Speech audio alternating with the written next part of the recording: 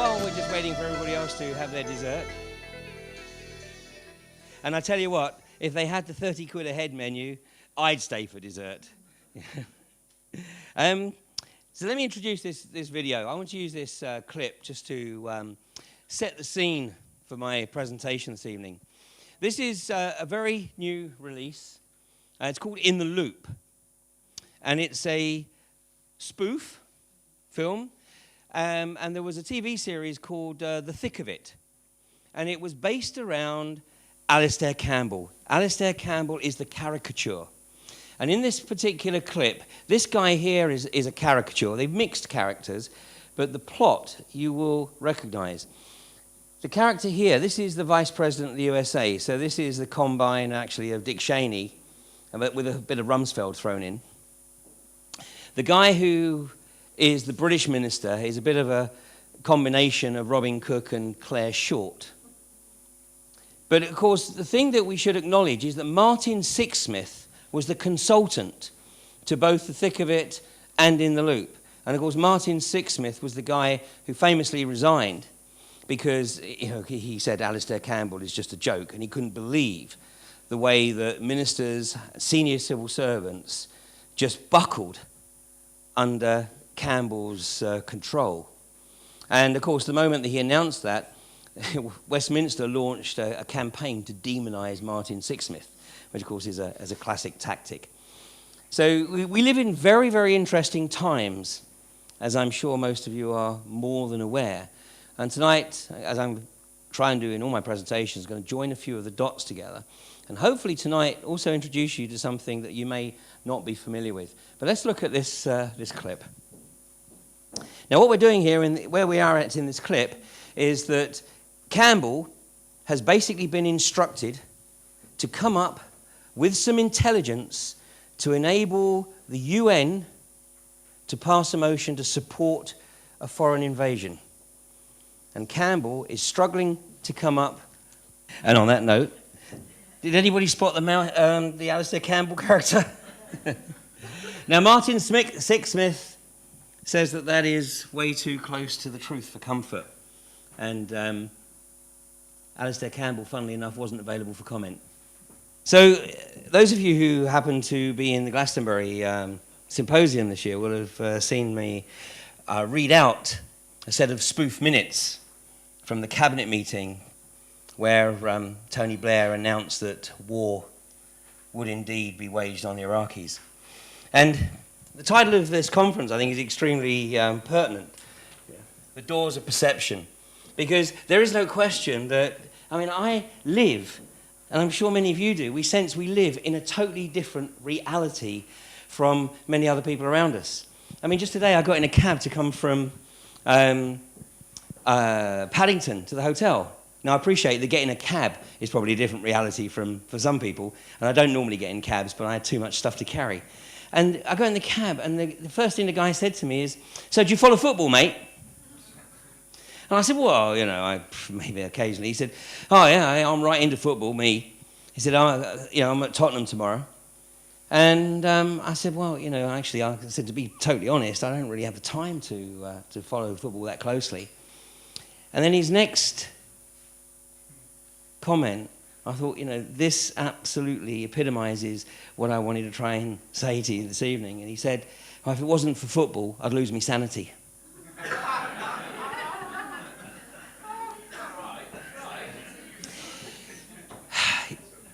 And this is the world we're dealing in. Now, what I'm going to share with you tonight is some information that I'm going to encourage you, as always, to look up for yourself. As always, my caveat, don't take anything I say at face value. There's absolutely no need to. In fact, if you disagree with something that I say, you're more likely actually to go and check it out for yourself because you'll want to prove that I was definitely wrong. But if I am wrong, it doesn't really matter. The point is, I want you to go and check out a lot of this stuff for yourself. Now, much of it, fortunately, you may already be aware of. The tragedy is that the vast majority of people are not. And our challenge is certainly to try and raise that level of awareness. And hopefully, somewhere along the way, I might even provide you with some ideas as to how you might do that. Now, let's see if we can Now, we're at the, pretty much at the anniversary of 9/11. And 9/11, I'm sure most of you people will agree, was a construct. It was probably one of the most brilliant pieces of Hollywood outside of Hollywood.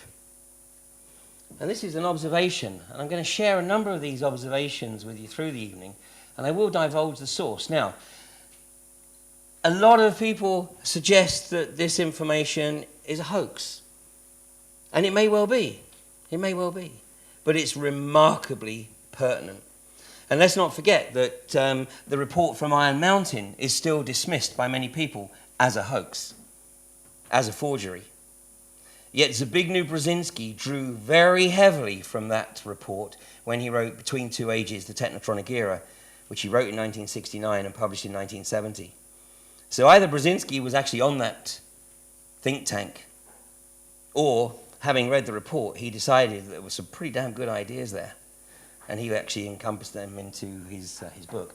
An illusion it will be, so large, so vast, it will escape their perception.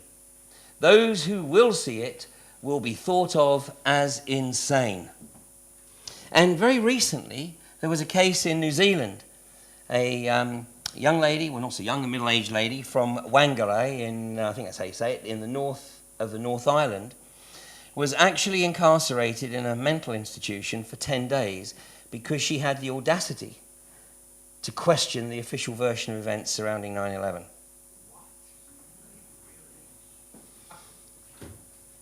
These quotes that I'm going to introduce through the course of this presentation at various points come from a document that has become known as the Secret Covenant, which was posted anonymously, and it appeared on the Bank Index, on the forum of bankindex.com on the 21st of June 2002. And it's really a question of perception. Now, somebody here was either extremely insightful and perhaps making a 21st century version of the protocols. But take a look for yourself at some of the comments as we go through. And then one of the things I will absolutely encourage you to do is go Google the Secret Covenant and read this 5-page document for yourself. In fact, you could even do it tonight. It continues, the truth will be hidden in their face. So close, they will not be able to focus on it until it's too late. Oh yes, so grand the illusion of freedom will be that they will never know they are our slaves. When all is in place, the reality we will have created for them will own them. This reality will be their prison. They will live in self-delusion. When our goal is accomplished, a new era of domination will begin. Charlie Sheen has had the audacity to question the official version of 9/11. Of course, he did so a little while ago. And when he did so then, this is a screen capture, but this is a screen capture from the CNN vote that was posted a couple of years ago, I think it was, when Charlie Sheen first put his head above the parapet. And the question that CNN put out there in their quick vote was, do you agree with Charlie Sheen that the US government covered up the real events of the 9/11 attacks? Well, this was like day one. 84%, nearly 35,000 votes cast, said yes, and 6,700, 16% said no. Well, it was pretty obvious the way this vote was going, so funnily enough, that vote was taken off the next day. And was never returned. And we have a poll that's been released very recently in New York. 70% of people believe that the full truth of 9/11 has not been uncovered. Now, I'm not going to dwell too much on 9/11, but there are some points that I want to make about 9/11 which are pertinent to this evening. And a lot of people, very many people have different things that are their triggers as to why they question 9/11. And my wife is from Texas, and we choose to live in the UK for various reasons, not least that you cannot put your children into school in Texas unless they've been for the full program of preschool vaccinations. They have to have the certificate to prove that they have had those vaccinations. And Rick Perry, the governor of Texas, has now decreed that all 13-year-old girls are mandated to have the HPV vaccination. And if they don't, then they can be removed from the home environment and forcibly vaccinated, and then the local social services will determine whether or not there is a suitable home environment for them to be returned to. So we choose not to live in Texas. Well, my wife's brother lives in Oklahoma. Now, this is going to be an acid test for him because I've spent many hours with Lynn discussing the Oklahoma City bombing in 1995, the Alfred P. Murrah building. And he doesn't want to believe it. You know, it's way too close to home for comfort. But, you know, he knows there's something wrong. I mean, I showed him many, many pictures of London buildings that had been bombed. I showed him many pictures of Belfast from bomb attacks. I showed him pictures from Israel even of bomb attacks. And nothing compares to the damage carried out on the Alfred P. Murrah building that day. It was certainly not a truck bomb. You know, the blasts were not outside the building, or if they were front, blind. The main blasts, of course, were inside the building. But my wife's brother has a son, so I guess is my wife's nephew, and he's an ex-US Ranger. And his trigger for realizing that 9/11 was a construct revolved around this man, Ted Olson, and his lovely wife, Barbara. And of course, Ted Olson was the Assistant Attorney General at the time, and he announced that his wife, who was on one of the planes, had phoned him and called him and actually told him that she'd left her purse at home. Now, he has never retracted that story. But my wife's nephew, as an ex-US Ranger, with his speciality being in military communications, realized when he looked at the phone calls, the alleged phone calls that had come variously from either mobile phones, supposedly, or from the air phones, but primarily, obviously, the mobile phones, he knew that the technology did not exist in 2001 for those calls to be made. But his response to me was a classic, because he said, you know, Uncle Ian, he said, the reality is, you know, I might not be proud of everything my government does, but it's still my government. And this is why there is silence amongst such a large, or part of the reason why there's silence amongst such a large percentage of the US population. This is a very interesting photograph. I must confess that I have spent many hours trying to confirm the veracity of this, as I mean, it is allegedly a Photoshop picture. But having said that, I've had it since early 2002. So it certainly was a photograph that was out in the public domain just shortly after the events of 9/11. And I'm going to come back to this a bit later on, but one of the things that struck me about that picture was the similarity to this, which is Rudolf Steiner's sculpture of the Ahriman. And he sculptured that in the early part of the 20th century. And Steiner, of course, believed unequivocally that the Ahriman was the ruler of this planet, and indeed that the Ahriman would return at some point in the late 20th century, early 21st century.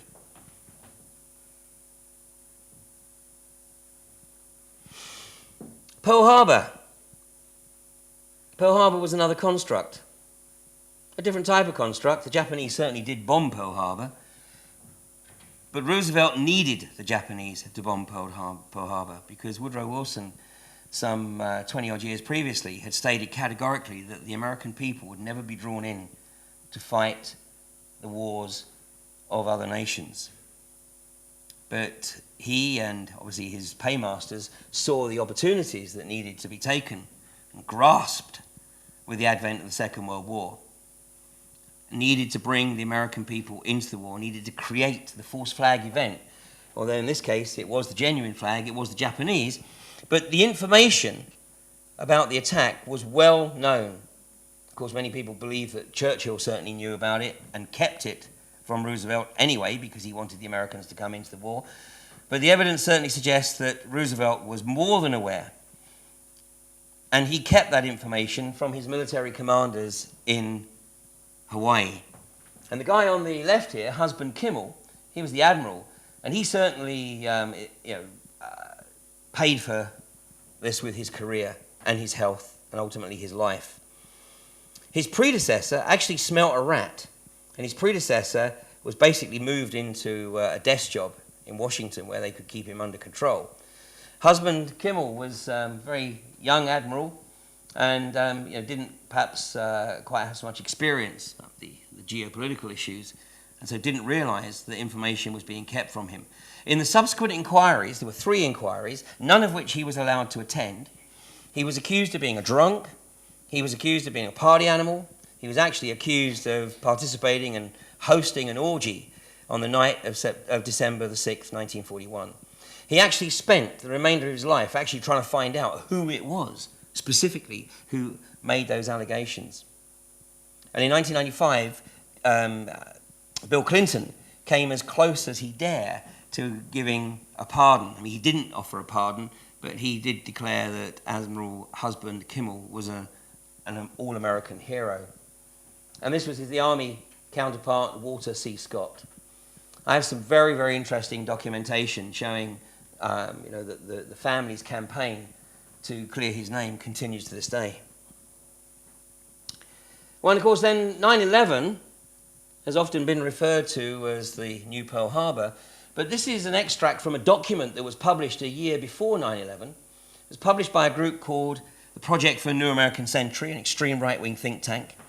And the document was called Rebuilding America's Defenses, Strategy, Forces and Resources for a New Century, a report of the project for a New American Century.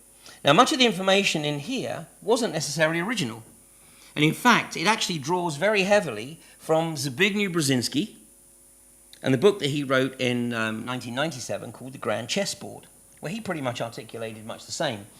And the observation being that after the fall of the Berlin Wall and the fall of the Soviet Empire, America really needed to get its act together and establish itself as a superpower, i.e. to establish total dominance, total global dominance. And Brzezinski acknowledged in 1997 that basically unless the American people were led to believe that America was under some direct threat, there wasn't a chance in hell the American people would support another overseas campaign. I mean, although the Gulf War I had worked out reasonably well for them, there still was obviously the lingering memories of Vietnam. But famously on page 51 of this report it says, further, the process of transformation, even if it brings revolutionary change, is likely to be a long one, absent some catastrophic event like a new Pearl Harbor. And George Bush supposedly wrote in his diary on 9/11, today we had our new Pearl Harbor. Of the group that put their names to this report, 10 of them were basically taken straight into George Bush's government after he was sworn in on the White House lawn in January of 2001. Another quote from the Secret Covenant says, "We will make them kill each other when it suits us. We will keep them separated from the oneness by dogma and religion. We will control all aspects of their lives and tell them what to think and how. We will guide them kindly and gently, letting them think they are guiding themselves. We will foment animosity between them through our factions." Now, this comment here is very interesting. We will keep them separated from the oneness by dogma and religion. Zbigniew Brzezinski, writing in Between Two Ages, made the observation. Now, at the time, he was a man in his early 40s, and he said, the future challenge will be to keep humanity locked in to consumerist materialism, to prevent man from recognizing his true self.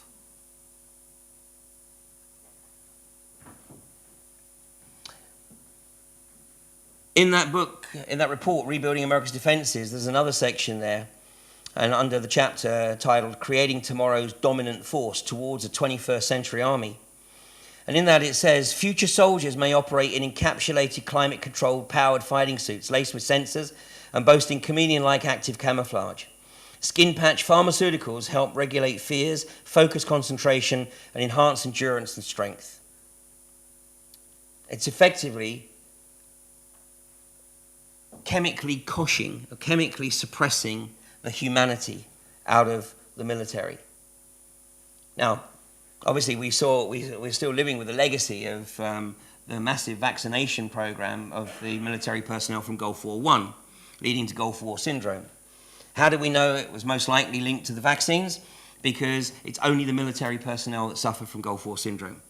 All of the oil field personnel that went into Kuwait in the immediate aftermath of the Gulf War were living and working in exactly the same environment. The only difference is that not a single one of them today, to the best of my knowledge, suffers from Gulf War syndrome. And of course, and as I've shared elsewhere, I was one of the first civilians to go into Kuwait in the immediate aftermath of the Gulf War, and the physical evidence confirmed for me that the official version of events was a complete crock. The fires in Kuwait were started by the US Special Forces. The evidence was the Iraqi forces, the dead Iraqi forces lying around the wells that looked as though they'd been defending the wells. And you say, why would they do that? Well, $7 billion. That's what the Emir of Kuwait paid the American oil companies for putting the fires out. Create the problem, offer the solution. Of course, I mean, what's not announced in the media, but you can again find this out for yourself, Saddam Hussein and his foreign minister, Tariq Aziz, always denied they did not start the fires. But of course, that was never going to get out because, you know, the winners write the news. This is John Bolton. Very nasty piece of work, John Bolton. He was actually the chair of the Project for a New American Century. One of the most arrogant individuals in the US Bush administration. Of course, he was appointed to the US ambassadorship of the UN. And the moment that he was appointed into that role, he immediately demanded major overhauls to UN policy and philosophy on all of these areas. I mean, effectively, he was bogging down the UN. And this was effectively the revenge for the UN not supporting the invasion into Iraq. This is the PNAC group, or some of them. They will be familiar: Paul Wolfowitz, Cheney, Livy Lewis, Negroponte, Pearl, Rumsfeld, and Rabbi Dov Zakheim. Now, most of these guys have two passports. Anyone want to hazard a guess what the other passport is? I got it in one. An educated audience. These guys are not really Americans, neither are they Israelis. They are globalists. They are globalists. They are Zionist globalists. And we will spell out the differentiation here because the Zionists have done an amazing job. You know, Rudolf Steiner in the 1910s said that the Zionist is not the friend of the Jew. The Zionists are using the Jewish people. They've created a brilliant scam to basically give them a free hand to pursue their globalist agenda. I'm going to look at some of the work of some of these people as we go through. This is how America is controlled. And this is a very, very pertinent informal hierarchy. Skull and Bones fought hard to secure the supremacy. And if you look at the list of bonesmen, of which there's about 500 plus alive at any one time, these guys are all in key positions. They're all on the Council on Foreign Relations, the Trilateral Commission. They're in the Bush administration. Many are in the Obama administration. As you'll see, you know, it doesn't matter who gets into power, and they're in senior leadership positions here. But Skull and Bones is, of course, unique to Yale. And you know who is rumoured to be on the brink of being sworn into Skull and Bones, don't you? Yeah, Tony Blair. Tony Blair. Why are we not surprised? But Skull and Bones is unique to Yale, so obviously they need a network that encompasses, you know, all the other Ivy League universities. And that is done through Phi Beta Kappa. Now, Phi Beta Kappa is much older than Skull and Bones. Phi Beta Kappa was actually established on December the 5th, 1776. And the mythology suggests that Phi Beta Kappa was established by a group of people who were really pissed off that they weren't invited to participate in the signing of the Declaration of Independence. Whether that's factual or not, it doesn't really matter. Phi Beta Kappa today is subordinate to Skull and Bones, but it encompasses effectively all of the major universities around the US. So Bill Clinton, Phi Beta Kappa. If they're not skull and bones, there's a pretty good bet they're going to be Phi Beta Kappa. And Phi Beta Kappa has its tentacles all through, as you see, the senior administrative organisations here. Now, in the UK, we don't have an organisation like Phi Beta Kappa. But with the agenda that's being pursued, one has to be created. So anybody want to hazard a guess as to what the organisation that's being developed is that will effectively be the European version of Phi Beta Kappa? Common purpose, got it in one. Excellent, excellent. But of course, then we do have the Freemasons, but we don't have the Shriners. Now, the Shriners in the US are all 32nd degree Freemasons. And Freemasonry is much more open in the US than it is in the UK. And whereas it's estimated that there's probably no more than 250, somewhere between 250 and 400,000 Freemasons in this country, in the US it's estimated that there's as many as 12 million. And the Shriners, I mean, are quite happy to identify themselves, but say they are 32nd degree Masons. And then, of course, we have the Masons at the various other degrees. My brother-in-law actually lives in Guthrie, Oklahoma, which is about 30-odd miles north of Oklahoma City. And Guthrie's claim to fame is that it has the largest state Masonic temple in the US. And I'm pleased to say that the last time I was over there, I did manage to blag my way and get a tour of the temple from an ex-Grand Master there. Very, very insightful. So that's how the US is effectively controlled. This is how silence can be sustained. I mean, a lot of people have often questioned, well, how does people keep something like 9/11 quiet? Well, let's not forget that the Manhattan Project probably had something in the region of 50,000 people working on it, and nobody knew about it. You know, the stealth bomber, which was unveiled to the public in the first Gulf War, had certainly been around, you know, for many years, perhaps as many as 20 years before that. So, you know, the US certainly has the structure in place for secrets to be retained, possibly much better than in the UK. Another quote from the Secret Covenant says, "We will recruit some of their own to carry out our plans. We will promise them eternal life, but eternal life they will never have, for they are not of us. The recruits will be called initiates and will be indoctrinated to believe false rites of passage to higher realms. Members of these groups will think they are one with us, never knowing the truth.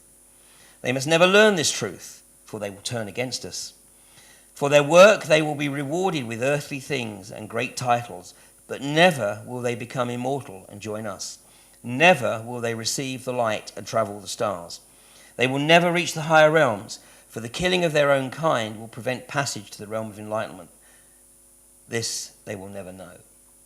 So all of the people whose names we mention are members of what I call the Sonderkommando, which is the name that the Nazis gave to the Jews that they appointed to manage the Jews in the ghettos.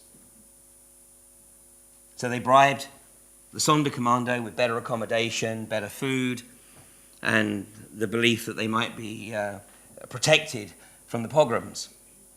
Well, this is pretty much the same with all the people whose names we know. I mean, Blair, of course, is a prime example of the greed. You know, but all of our MPs have fallen into that trap, as we'll touch on again a little later. Now, the part of 9/11 that's in danger of disappearing into the historical trash can, John O'Neill was an FBI deputy director, and he was actually charged with going out to the Middle East to investigate the bombing of the USS Cole. Well, unfortunately, he shared his conjecture about the attacks on the USS Cole with the then US ambassador to the Yemen, who was herself a dual passport holder. And what he shared was that, in his opinion, the attacks on the USS Cole bore all the hallmarks of a Mossad attack. Now, she immediately demanded that he be recalled to the US and never be allowed to set foot in the Yemen again. Well, not only was he taken back to the US, he was actually offered early retirement from the FBI, and he was offered a brand new job. Well, that job was head of security for the World Trade Center. Do you know what his first day on that job was? Well, September the 11th was a Tuesday, so have another guess. September 10th. September 10th. Now, what is interesting is that his body was actually identified by his ex-boss in the FBI, and that is the only record of identification of John O'Neill. So I think it's safe to say that John O'Neill was taken care of. Now, September the 10th was an interesting day because being a Monday, it's not normally the sort of day of the week that you pick if you're in PR to announce bad news. You wait till Friday because you wait till Friday afternoon, and then basically when all the media pick up the news on a Monday morning, your bit of bad news is hopefully lost because other more exciting things have happened over the weekend. But on September the 10th, Donald Rumsfeld announced that the Pentagon could not account for $2.3 trillion. Which over the last few months, of course, would have come in quite handy, wouldn't it? And there's a wonderful clip on YouTube, and check this out for yourself, of Congresswoman Cynthia McKinney grilling Rumsfeld over this $2.3 trillion. And then she actually goes on to ask him about the exercises that were taking place on 9/11 and whether he felt that those exercises had impeded the military response to 9/11. And it's as close as you're going to get to see Rumsfeld squirming. Well, Cynthia McKinney's actually going to be one of our speakers at the Alternative View 3 event in Bristol in November. So you can hear what her current thinking on that is. And of course, she was recently in Palestine as well. She was on the Dignity when it was rammed by the Israeli Navy last December. And then she was arrested when she went back to Palestine a couple of months ago. But Rabbi Dov Zakheim, the comptroller of the Pentagon, and says, well, at the end of the day, it was just loose change. But something else was announced that day, and this is remarkable, really coincidence. I mean, how could these people have ever known that Monday, September the 10th would be a great day to bury bad news? It's remarkable, isn't it? Well, this actually appeared in the Washington Times.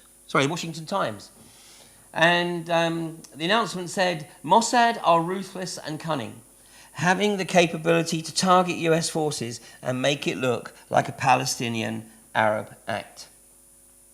And this was an extract from a report issued by the US Army's School of Advanced Military Studies.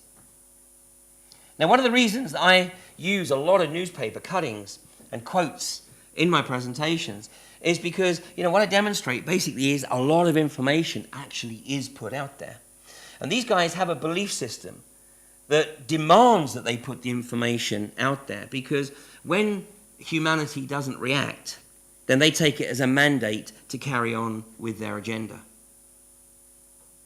And in their opinion, humanity are nothing more than dumb animals.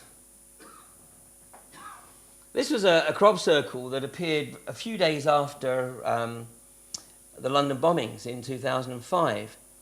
And my immediate reaction to that was perhaps they were giving us a clue as to who was responsible for the London bombings. And just as with 9/11, the common denominators, particularly Verizon, and the security companies, and shutting down the security cameras, etc., there's no question there's a lot more that needs to be investigated. But of course, Tony Blair shut that down when he said that we will not be holding any inquiry into the events of the London bombings, because to do so would be a ludicrous diversion. Well, at the time, I wondered actually what all these little circles were here. But a year later, that fell into place, because exactly 1 year later, the Israelis launched an attack on southern Lebanon due to Hezbollah allegedly kidnapping one of their troops, who they sat out in a truck in the no man's land between Israel and Lebanon. It was the bait. And Hezbollah apparently fell for it hook, line and sinker, captured the guy, and of course the Israeli response was as balanced as always and launched a full-scale military attack. Well, I knew exactly what their agenda was. And in fact, at exactly that time, I was giving my presentation, The Hidden Agenda, where I was actually talking about the need for Israel and the Zionists to take control of Mount Hermon. And of course, that's exactly what they did in this attack. But what were the significance of these? Well, that when a ceasefire was agreed, once Israel had effectively managed to secure all the territory that they wanted, once the ceasefire was agreed, the Israelis said, well, we can't call off the attacks immediately. We need 3 days. And so for 3 days, they saturated the whole of the area from the Litani River right across to the anti-Lebanon range with cluster bombs, making the whole area completely uninhabitable.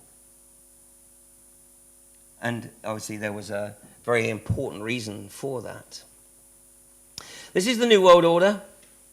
I mean, we hear the phrase, of course, Gordon Brown trots it out with remarkable regularity now, as does the Miliband's, and it is the quest for a New Jerusalem. But the New Jerusalem doesn't necessarily mean the Jerusalem that we know as Jerusalem. There are various groups within the New World Order. It starts to get interesting when they start the infighting. But the Jerusalem can invariably be Jerusalem, Rome, London, Washington, and there's other cities as well that claim to the Jerusalem. But ostensibly, it's Zion. And another name for Mount Hermon is Zion, Mount Zion. And in my opinion, this is why they've adopted the term Zionists. The Zionists. And we go back to the book of Enoch and the significance of Mount Hermon, where the Watchers were deposited. The Watchers, having transgressed their law and fornicated with human women. And the word fornication does not mean sex, does not mean gratuitous sex. The word fornication, its origins, it means sex between species. So, as is described in the book of Enoch, and of course also in Genesis chapter 6, we have the description there of the angels, the Bible, in Enoch. Also the lords, the gods and goddesses. The Elohim, exactly, plural, gods and goddesses, having sex with human women, which, of course, spawned the Nephilim. And the bloodline that these guys are trying to protect, that the Zionists believe they are protecting, is the direct descendants of the Nephilim. And this is why they believe themselves to be the rightful rulers of this global fiefdom, and why it is that they believe humanity to effectively be an inferior race. So Zionism, it's an amazing tactic that's been created. I mean, the Anti-Defamation League in the US is all-powerful. The America-Israel Public Affairs Committee is, without any shadow of doubt, the most powerful political lobby group in the US. But Zionism is a political and military movement which established the independent state of Israel. And that's a direct quote from the Penguin English Dictionary. Now, the reality is that the Zionists have done a brilliant job of linking criticism of Zionism with anti-Semitism, and nothing could be further from the truth. And within Israel, there are many, many dissident groups, all of whom are suppressed and oppressed within Israel. They find it very difficult to get their concerns out to the wider realm. And in fact, of course, the tactic that is used is to call them self-hating Jews.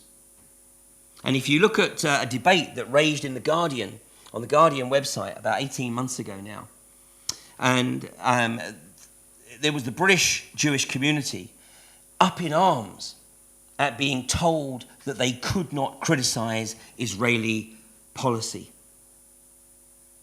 Now, there is a book that is absolutely a superb book, and I would absolutely encourage you to read it. I'm trying to get this gentleman to speak at a future Alternative View event. And the book is The Ethnic Cleansing of Palestine. And it is written by a Jewish historian.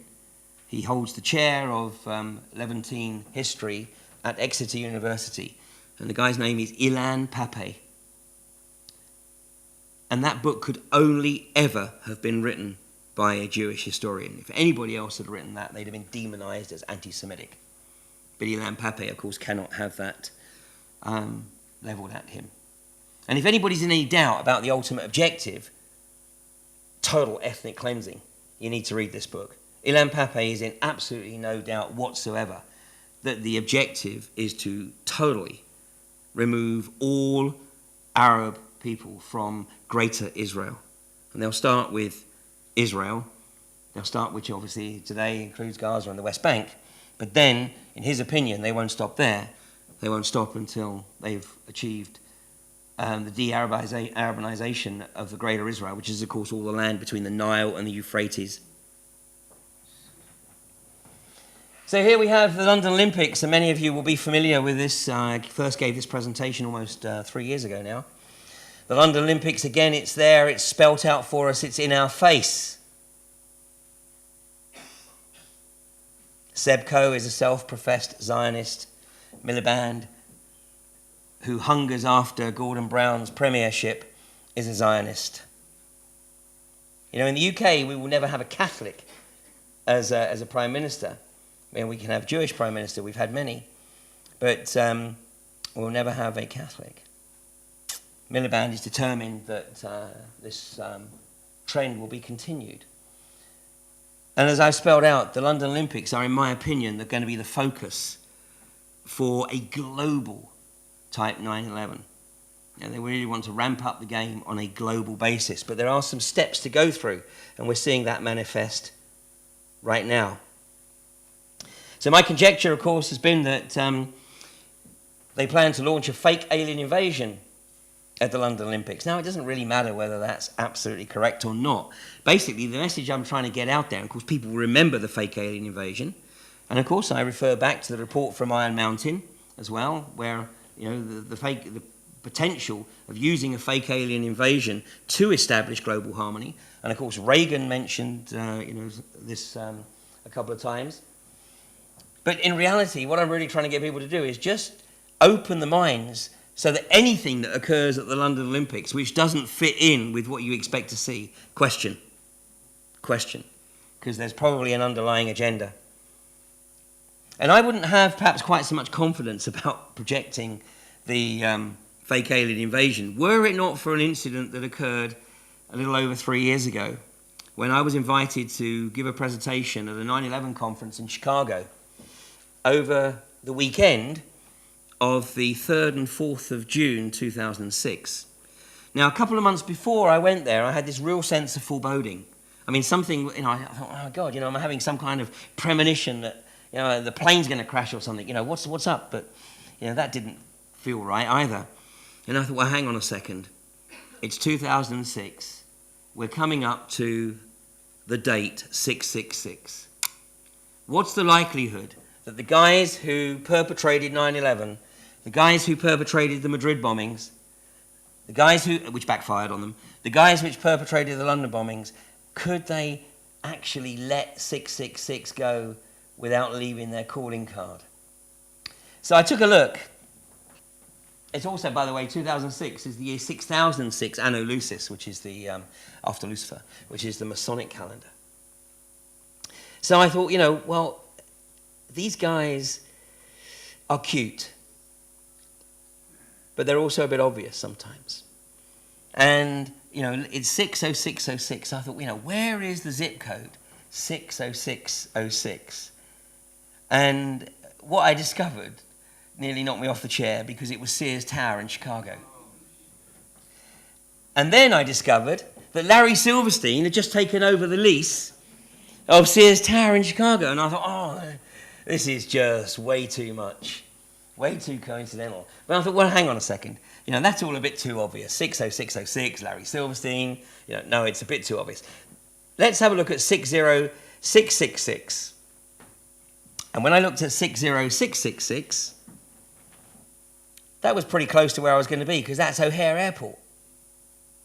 And I was going to be giving this presentation and staying at at one of the airport hotels, the Rosemont Hotel.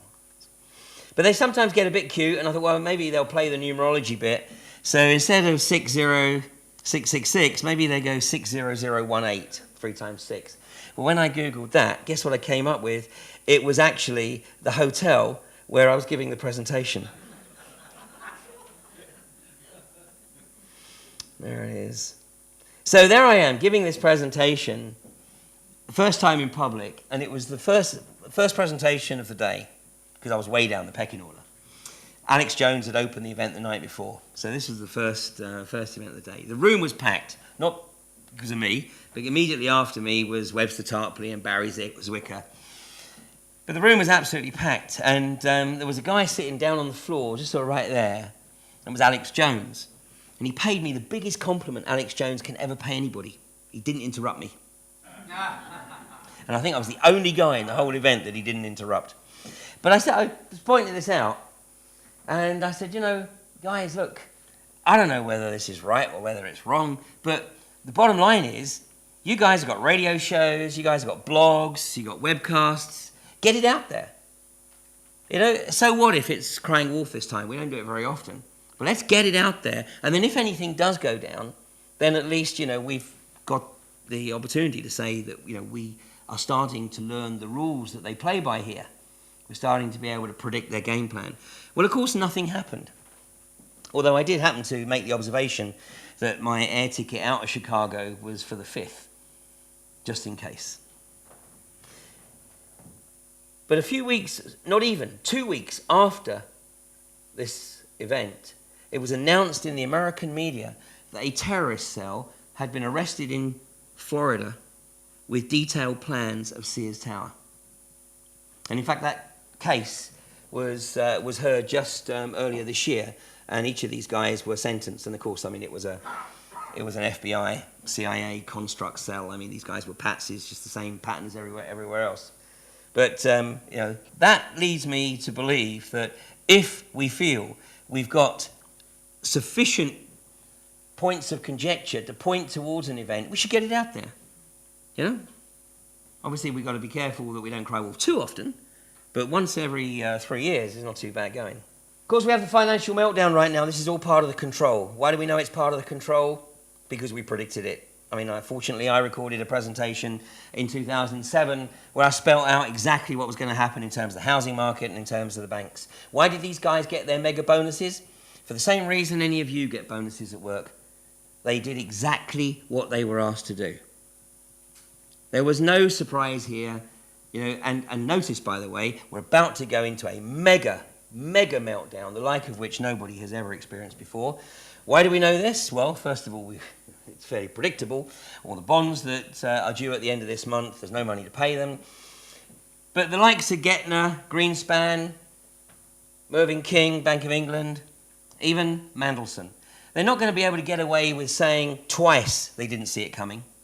So now they're all saying there is the risk that we're about to go into a double dip. It's way more than a risk. It's about to happen. Gold is currently holding at over $1,000 an ounce. Today it's 1,007. A couple of weeks ago, it was 940. It shot up the next day to the 990s and then went above 1,000, and it's held basically above 1,000 for almost 2 weeks now. And this is the indicator that all the people on the inside are taking their money out of the stock market and they're putting into the safe haven of gold. And when the crash does come, watch the price of gold rocket. I mean, there are commentators who, as early as beginning of last year, were forecasting that by mid-2010, gold would be up in the region of somewhere between $1,600 and $2,000 an ounce. But gold is not an investment to get rich, right? Gold is the investment to secure the purchasing power of your assets.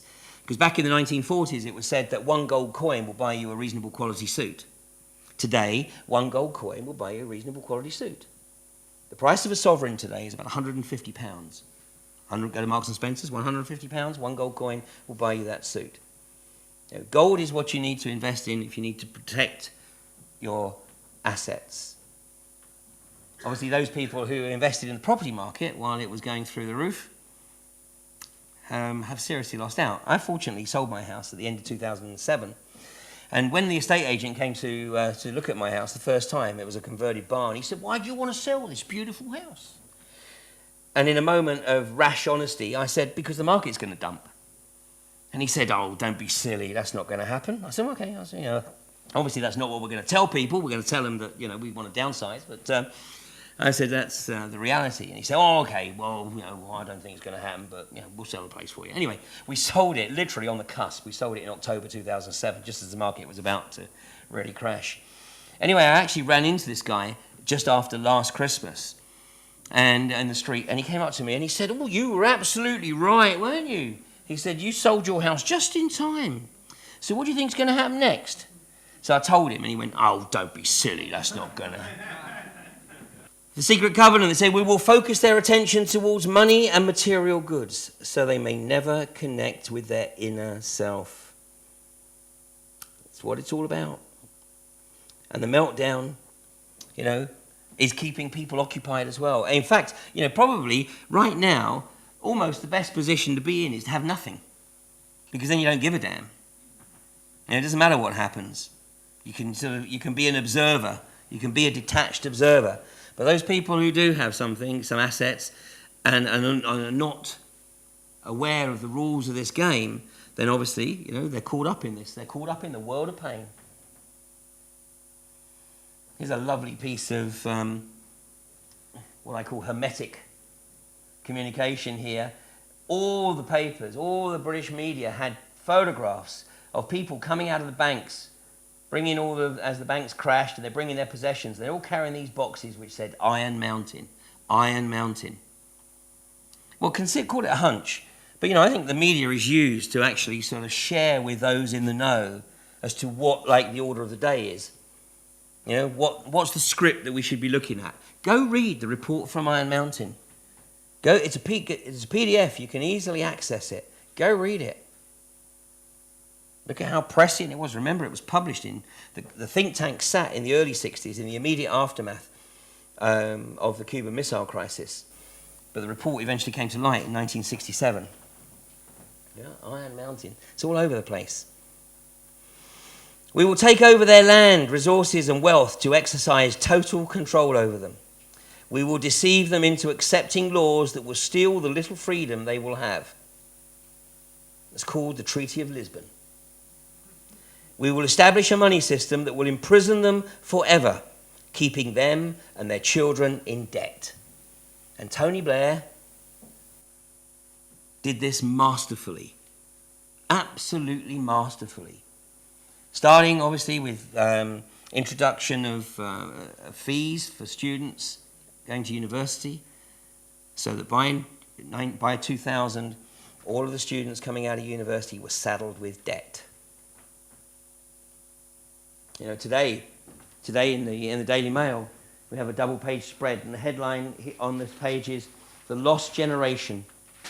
The Lost Generation. And we'll see in a second, that's part of the script.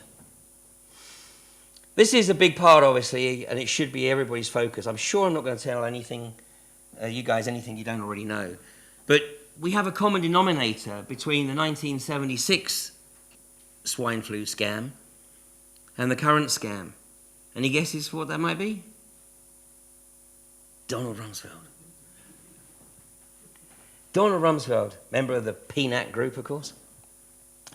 But he was the guy who was actually the advisor to Gerald Ford in 1976. And Ford was having a bit of a hard run in the primaries.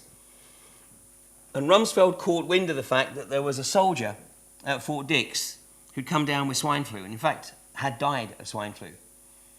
Well, Rumsfeld's game plan was to create this pandemic so that Gerald Ford could ride to the rescue and save the American people. So he signed over a deal for $135 million for vaccines to be developed to counter swine flu. The vaccines were rushed out. He mandated that all US military personnel would be vaccinated. Fortunately, or unfortunately, whichever way you look at it, the effects of this vaccine were very quickly realized. And 50 military personnel died very, very quickly.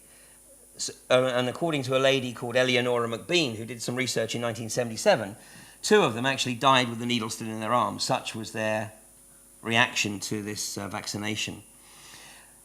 The number of people dying was so great that the rules were changed so that anybody who died more than 48 hours after having the vaccine was deemed not to have died due to the vaccine. They died due to other underlying causes. Well, then, of course, it was also discovered that there were people who were becoming paralyzed. At the time, it was called infantile paralysis. It's been renamed as Guillain-Barré syndrome. And this is a reaction that attacks the nervous system and can kill you, because if it attacks the nerves, surrounding the muscles around the lungs, then you can actually stop breathing. So once they realized the magnitude of this, then the whole swine flu scam was shut down and quietly buried under the carpet. But in the meantime, millions, tens of millions of US people were vaccinated.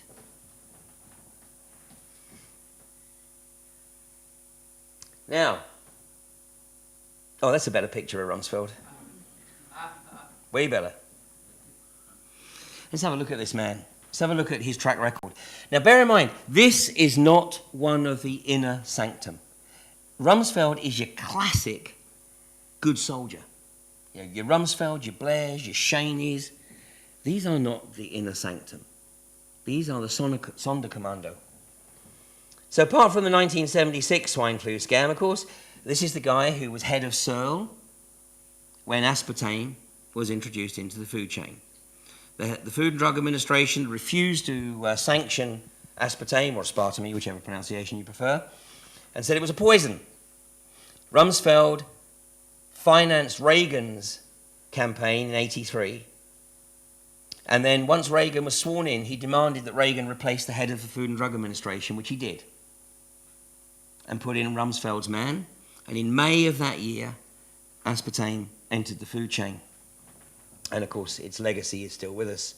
We're still with us. Rumsfeld made out like a bandit when Searle was sold to Monsanto. Rumsfeld personally pocketed $15 million. He was head of Gilead Sciences. He was CEO between 1995 and 2001. Gilead Sciences developed Tamiflu. They had no idea what to do with it at the time, so they actually sold the marketing rights to Roche, a Swiss pharmaceutical company. Roche is still responsible for the marketing of Tamiflu, but Gilead get a 10% cut on everything sold.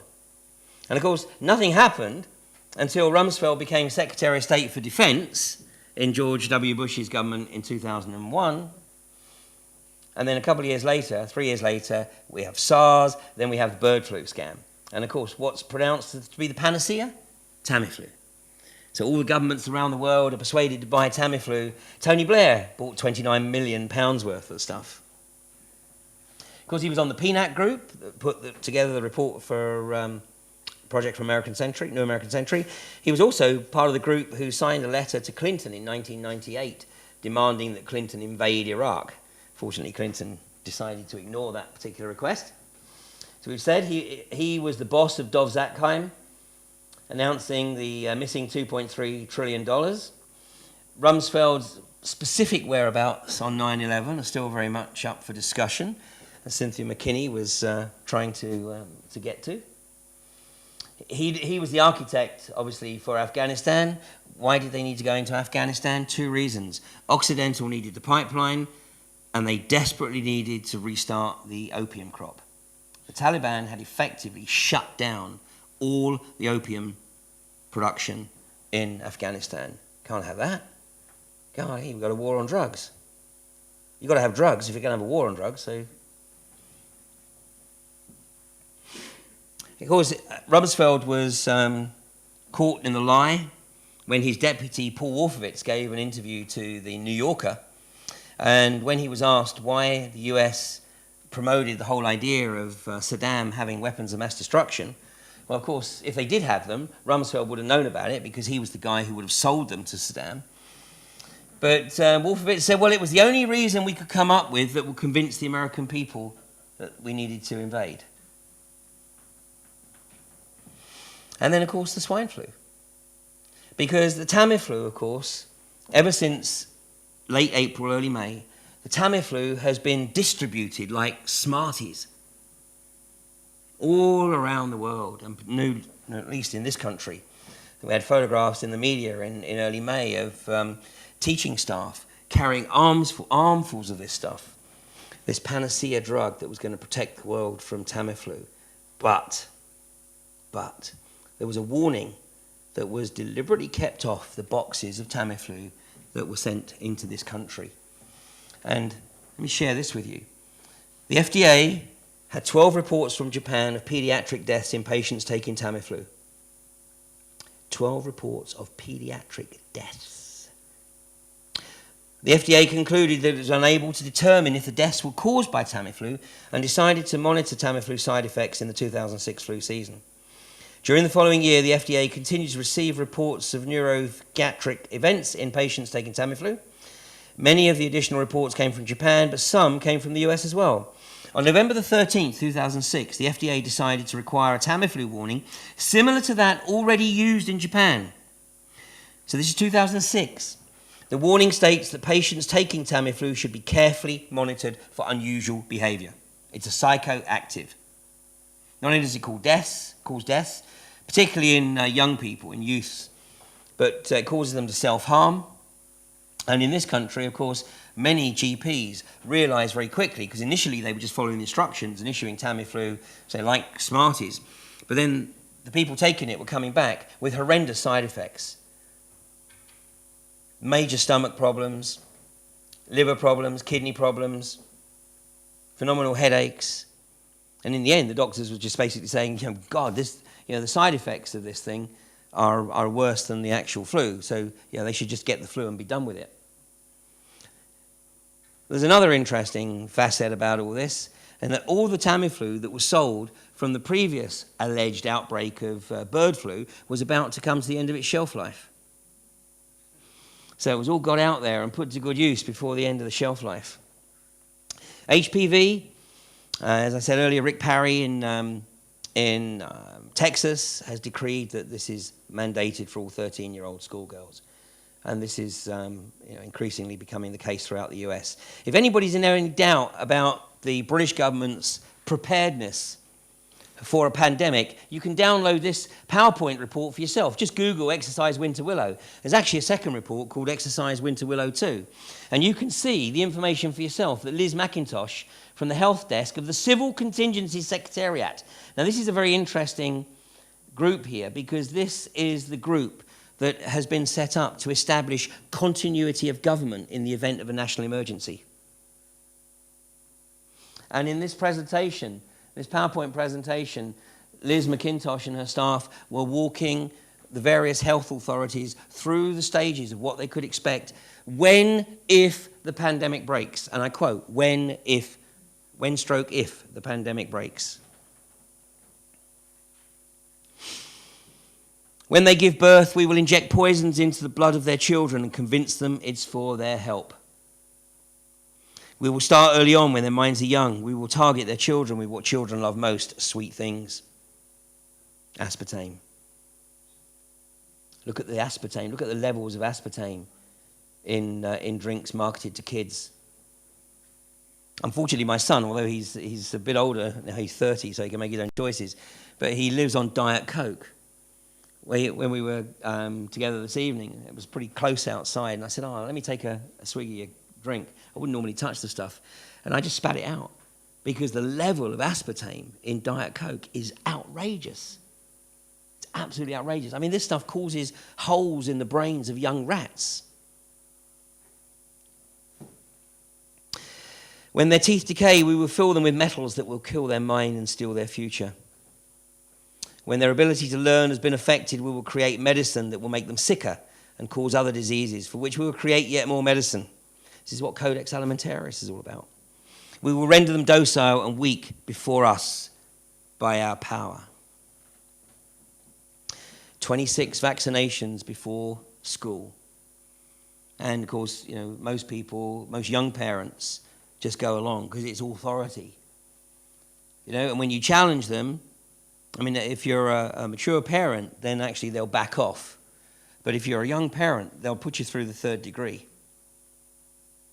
And you have to sign I'll have to do questions later. You have to sign documents to basically say that you waive any responsibility. They're not going to get sick.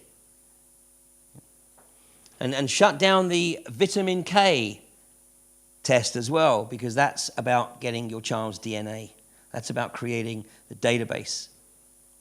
We had more grief over not allowing the vitamin K test than actually over the vaccinations, because they haven't got the DNA. This scam, of course, it was an ace that was created. It was created by Tony Blair by relaxing the rules on parliamentary expenses and encouraging everybody across the House, all the parties to get their noses as deep in the trough as possible, ready for the day when it could be exposed.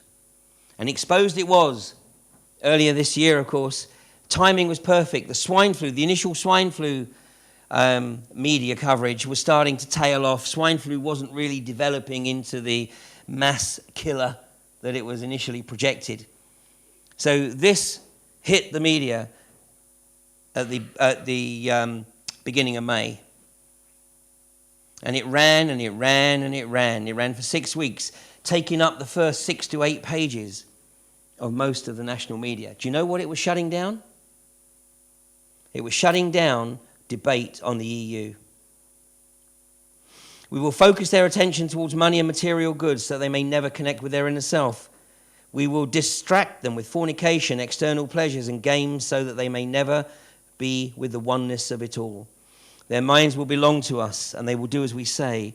If they refuse, we shall find ways to implement mind-altering technology into their lives. We will use fear as our weapon. We will establish their governments and establish opposites within. We will own both sides. And most lobbyists, most major corporate lobbyists in the US don't really give a damn who gets into the White House because they've already got both of them in their pocket. I mean, you look at the biotech industry, you look at the pharmaceutical industry, and you look at how much money they were offering or supporting Hillary Clinton, Barack Obama, John McCain. It just didn't matter to them. But this is what the shaming of the Parliament expenses was keeping out of the media.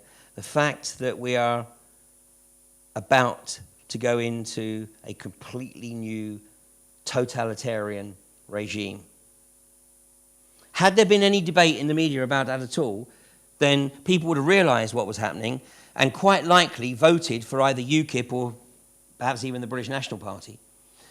And what David Cameron did not want was to win the election next year, the general election next May, and find that he had a minority in Brussels. So what they needed was to maintain the status quo, which was effectively what happened. I mean, UKIP did actually take seats, apparently, allegedly, from Labour. But ostensibly, the status quo was maintained. There was no debate in the media at all about the implications of the Treaty of Lisbon, which, of course, has been signed off by Gordon Brown. Tony Blair was never going to sully his hands with that. We in the UK have had common law, basically, since the 13th century. Common law effectively means that, from a habeas corpus point of view, we are innocent until proven guilty. So we are innocent of anything anybody accuses us of. We're innocent until we are fundamentally and absolutely proven guilty. Napoleonic law, civil law, is completely the opposite. It means that you are guilty of anything that anybody accuses you of until you have devoted all your resources to proving yourself to be innocent. From a product point of view, it means that every common law means that anything is legal until it is specifically made illegal. Under civil law, Napoleonic law, Roman law, it means that everything is illegal unless it is specifically approved as legal. Now, Tony Blair, of course, is going to be the first president of the EU. That's why he had to become a Catholic. Because the EU is a Catholic entity. Why? It's one of the reasons. I mean, the Catholic Church is smelling victory. The priesthood in Ireland is on a 3-line whip, trying to encourage their flocks to vote yes. Because if they do vote yes, the Catholic Church will recover its influence over England, which, of course, it hasn't really had since the days of Henry VIII. But all this has been going on in Europe. We've gone from that to that. While that's been going on, it's been going on elsewhere around the world. We have the League of African Nations, the League of Arab Nations, the Asia-Pacific Economic Community, the Southeast Asia Economic Community, and the legislation's been in place since 2005 to establish the North American Community, combining the US, Canada, and Mexico. The dollar will be crashed. Of course, we're heading in that general direction now. The Amero will be introduced. The next stage of the game plan is to merge the North American Union with the European Union to establish the North Atlantic Union, and then obviously to bring all these under the single umbrella global governance, the UN. And the false flag event of 2012 will be used to accelerate that agenda, so that we have a global governance from the World Bank, the World Trade Organization, and the World Health Organization, all by a process of gradualism, which in the secret covenant says, drop by drop, we will advance our goal. And nowhere is that more obvious than with the Codex Alimentarius agenda. The Codex Alimentarius Commission was established in 1962. Today, it consists of some 27 different committees, but fundamentally, the whole objective of Codex Alimentarius is for the pharmaceutical industry and the biotech industry to get total control of food and healthcare. So the game plan here is that at the earliest possible opportunity, all natural healthcare products will become illegal. In fact, ultimately, all natural therapies will become illegal. And natural farming will effectively, it won't necessarily become illegal, it just won't be possible to do it because of the contamination. I mean, already you've got a situation in the US where it's possible to call something organic if it has 10% contamination. In the UK, in Europe, it's 0.16%. And check this out with the milk. I mean, I was in the US recently. I was in North Carolina, and we bought some organic milk from the Whole Food stores there. Now, I live on Riverford farmland, and you know, when I buy my organic milk from Riverford Farm, I've got to use it inside like 3 days. In the US, you buy organic milk, it's got a shelf life of a month and a half. So it's probably organic apart from the formaldehyde. We know, you know, the mainstream media have stated that the government, the British government's secret multi-million-pound support for the genetically modified crops, you know, we know that they are financing research and PR to get the British public, the European public, and the wider European public in general, to accept GM crops. And so you can see this in the media now over the last few months. On the pills, this is from The Sun. You know, why are 1.6 million Brits hooked on prescription pills? From the pharmaceutical industry's point of view, it's why only 1.6 million. Because you know, obviously there's a whole bunch more that we can get to. You know, the pharmaceutical industry has a very, very simple business model.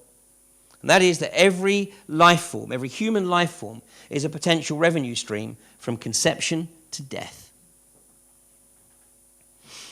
From all this, their children will be born dead, and we will conceal this information. The poisons will be hidden in everything that surrounds them, in what they drink, eat, breathe, and wear. We must be ingenious in dispensing the poisons, for they can see far. We will teach them that the poisons are good, with fun images and musical tones. Those they look up to will help. We will enlist them to push our poisons. That's pretty much every GP. The GPs are a little more today than pharmaceutical drug pushers. In Scotland, actually, it's a little different. I mean, in Scotland, there's a little bit more freedom, and many doctors in Scotland actually do offer homeopathic remedies before they offer allopathics. In England, it's very different. We have the breakdown of the family unit. Pupils told they have a right to a good sex life. That's the advice for youngsters from the NHS. Yeah, that's just what the parents of every 14-year-old girl want to hear. And I have a 14-year-old daughter. Funnily enough, I don't share too much of this stuff with her. And this, if you haven't seen this before, this is really quite remarkable. This is actually on the website, the People's United Community. The headline on the page is Germany and the EU to legalize paedophilia. Let me just give you a couple of quotes here. This was a brochure that was actually put out in Germany. Booklets from a subsidiary of the German government's Ministry for Family Affairs encourage parents to sexually massage their children as young as 1 to 3 years of age. Read this. Fathers do not devote enough attention to the clitoris and vagina of their daughters. Their caresses too seldom pertain to these regions. While this is the only way the girls can develop a sense of pride in their sex, reads the booklet regarding 1 to 3-year-olds. The authors rationalize the child touches all parts of their father's body, sometimes arousing him. The father should do the same.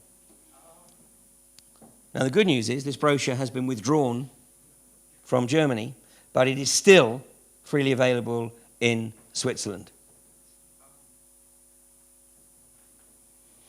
It's part of the agenda. It's why you see a situation in this country where paedophiles are effectively being led off with slaps on the wrist. This is all part of the EU. It's total breakdown the family unit. See this, it's continued here. This article from the Daily Mail. Rape, abortion, incest. Is that what our children should read? Because it's what they are reading. It's the materials they're getting in the schools. You know, we're screwing with their heads. I mean, anybody in their right mind knows that if a child has been sexually abused, particularly from someone in their close family unit, it rests with them for life. And they wrestle with it for life. You know, how could someone within the family unit abuse them in such a way, and yet here it's being encouraged and endorsed?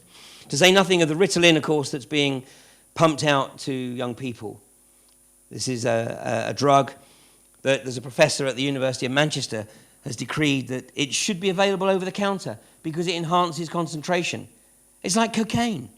You know, pharmacologists still don't know really how it works because it's a stimulant, but it has the opposite effect in the brains of young children. This from a book by Dr. John Coleman, The Conspirators' Hierarchy, the Committee of 300. And he acknowledged, he said, to weaken the moral fibre of the nation and to demoralize workers in the labour class by creating mass unemployment, as jobs dwindle due to the post-industrial zero-growth policies introduced by the Club of Rome, demoralized and discouraged workers will resort to alcohol and drugs.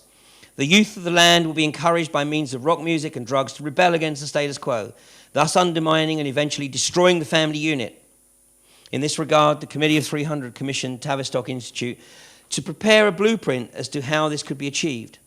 Tavistock directed Stanford Research to undertake this work under the direction of Professor Willis Harman. This work later became known as the Aquarian Conspiracy, and Dr. Coleman wrote that in 1992. Well, I'm sure many of you have read this book, The Aquarian Conspiracy by Marilyn Ferguson. It's actually just been put back into reprint. Now, Marion Ferguson makes the observation in 1980 that basically humanity is waking up. And you know, we're about on the brink of a revolution. In fact, if you read that book, you would actually think it's just been written, because we would perhaps make the same observations today. But there's John Coleman saying, you know, the whole Aquarian conspiracy thing was a Stanford research psyop. Well, you know, maybe he's got a point. Because here's the logo of the World Health Organization. A lot of people think it's the caduceus. Well, of course, it's not. And neither is that. Because the caduceus has the two serpents. So here we have the World Health Organization, which, let me suggest to you, with the serpent over the tree of life, but over the grid. This is keeping humanity wrapped up in consumerist materialism so that they may never know their true self. This is the other side of the coin. This is the Aquarian conspiracy. You know, let's push people. If they can't buy into our control, let's push them onto a spiritual path. Because if they're onto a spiritual path, what we're going to do is we're going to encourage them to be apathetic and willfully ignorant. And we don't care. We don't care, actually, whether they buy into this agenda and are willing economic slaves, or they opt out the system and pursue a 100% spiritual journey. Because they'll leave us alone. We can control them. And we'll go nail them when we're good and ready. Maybe what we've got to do is combine the two. You know, the spiritual journey is extremely important. But as Gurdjieff said, you know, when he wrote back in the early part of the 20th century, you know, if you become a monk, you have a tremendous opportunity to reflect on your inner self. But at some juncture, you've got to decide what you're going to do with that knowledge, that newfound wisdom. Because if you decide to remain a monk, that's extremely selfish. Because you're okay, Jack.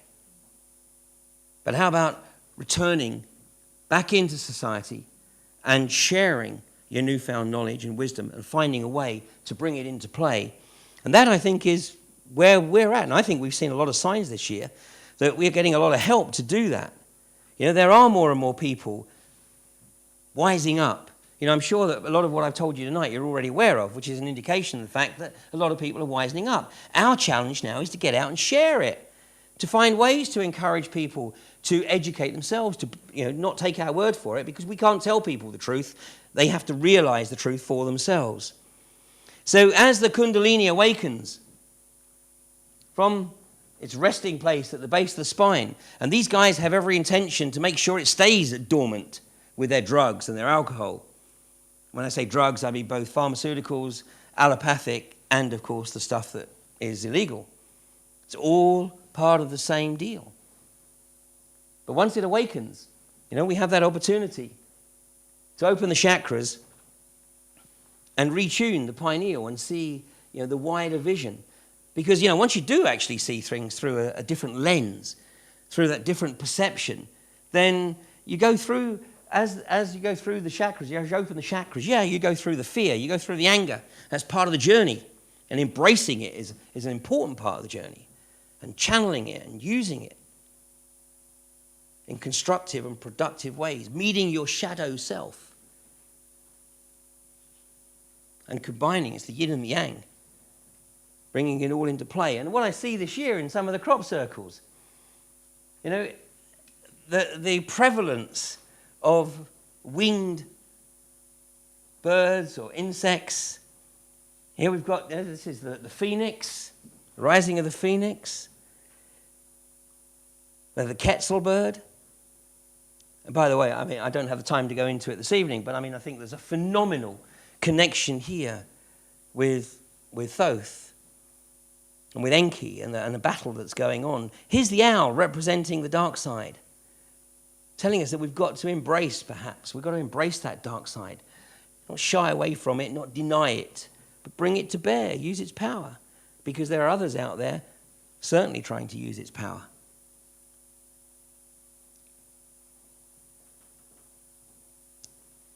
A lot of people think we're coming up to a juncture in our evolutionary process where all they got to do is lie back and think of England or whatever for the next 2 and a bit years. And it's all going to unfold. We don't have to do anything. Listen, we are still creating a reality. We're in the process of creating that. One of the things that has fascinated me ever since I first discovered this a number of years ago is that remote viewers cannot see beyond 11/11 on the 21st of December 2012. And there's all kinds of, wonderful conjecture and ideals about what is going to happen on the 21st of December 2012. And maybe nothing. Maybe a hell of a lot of people will die overnight between the 21st and the 22nd for no other reason than nothing's happened. Because they got such an existential commitment and conviction to something happening, they're going to go, oh, fuck. Bang. That was all I was waiting for. No point in living anymore. It may be that something wonderful is going to happen. Who am I to suggest it's not? But also, maybe it's not. Maybe the onus is on us to do whatever it is we can do, have to do, to determine what kind of future we really want. Because there's a whole bunch of guys out there, but it's a small number, a very small number, who have an agenda. They believe they are calling all the shots. But I think we're getting a lot of help. I think we're getting a hell of a lot of help. And, this may have been a psyop. The Araman may have been photoshopped into that picture.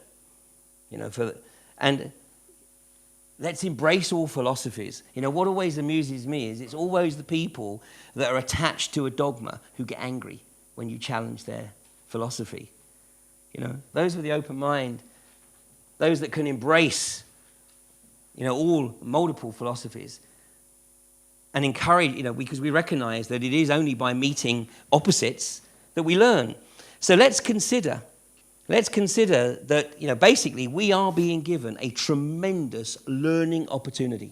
There's a wonderful piece of Tibetan Buddhist wisdom that says the greatest contribution that anyone can give to the soul development of another, the greatest love that anyone can display to the soul of another is to be their enemy. Because that's when we learn. So let's consider the possibility that everything that is occurring right now is the most amazing learning opportunity that we've had in 5,500 years. And the challenge, as good students, is to rise to it. This is a lovely crop circle, and I just wanted to bring this in because I spent a day with David Boyle, who some of you will know, in his exhibition of the universe in Blackpool. And I'm not going to take his thunder, but if anybody wants a completely different take on what's occurring right now and some of the messages that are contained within the fields here, go spend some time with David Boyle. And don't let it be 5 minutes. You need the whole day. He wouldn't let you have 5 minutes, that's true. You might not agree with everything he says, but that's great, because once again, it's the stuff you don't agree with that you'll go research. Okay, I'm wrapping. From the secret covenant. But if they find out that they are our equal, we shall perish then. This they must never know. If they ever find out that together they can vanquish us, they will take action. They must never, ever find out what we have done. For if they do, we shall have no place to run. For it will be easy to see who we are once the veil has fallen. Our actions will be revealed, who we are, and they will hunt us down, and no person shall give us shelter. George H.W. Bush was caught in an unguarded moment by a reporter where he said, if the people knew what we had done to them, they would lynch us in the streets. This is the secret covenant by which we shall live the rest of our present and future lives, for this reality will transcend many generations and lifespans.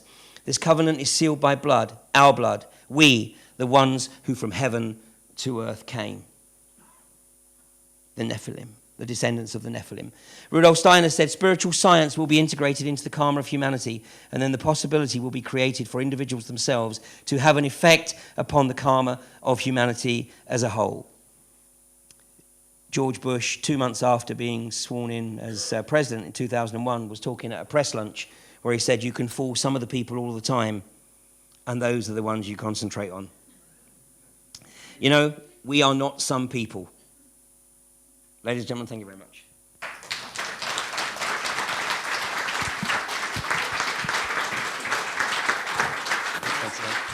Thank you, Ian. Ian Crane. Fantastic stuff. Thank you.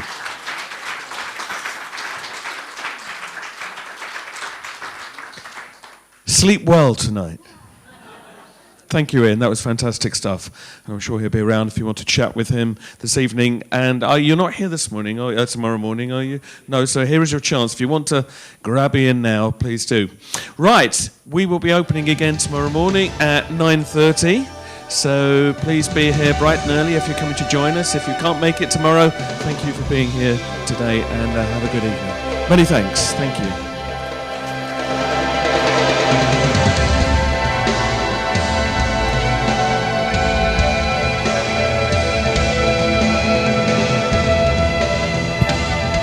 And just to clarify, the doors will be open at 9 o'clock tomorrow, so you can come in here from 9. Thank you.